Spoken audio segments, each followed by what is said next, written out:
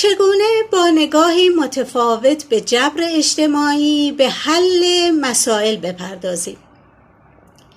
علما و همراهان، جبر اجتماعی به شرایطی اطلاق میشه که از افراد و گروه ها سلب اختیار شده.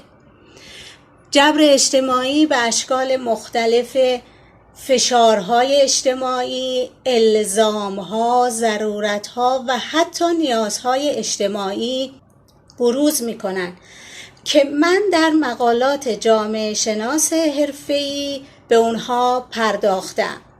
سوال اینه: ما تحت حاکمیت جبرهای اجتماعی زندگی میکنیم یا خیر؟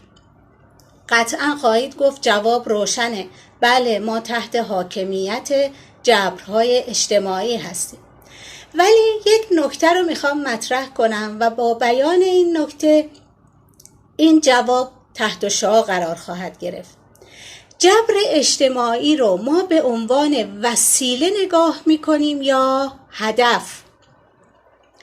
یک ورزشکار برای اینکه قهرمان بشه مجبوره ملزم کنه خودش رو به تمرینات سخت ورزشی. این تمرین ها به نوعی همون چی هستند؟ جبرها هستند. اما این به عنوان اگر وسیله برای رسیدن به قهرمانی باشه مشکلی ایجاد نخواهد کرد. یک طول زمانی است تا فرد رو به قهرمانی برسونه. اما اگر قهرمانی فراموش بشه و فقط ورزشکار در طول زندگیش به تمرینات سخت ورزشی بپردازه چی؟ دقیقاً این رو ما در مورد مسائل اجتماعی خودمون داریم.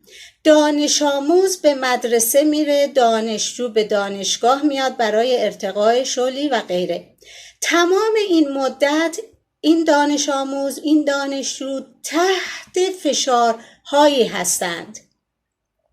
اما آیا این فشارها برای رسیدن به هدفی است؟ به عنوان مثال بالندگی، رشد استعدادها و لذت دیدن توانایی‌ها، یا نه برای گذران زندگی هستند؟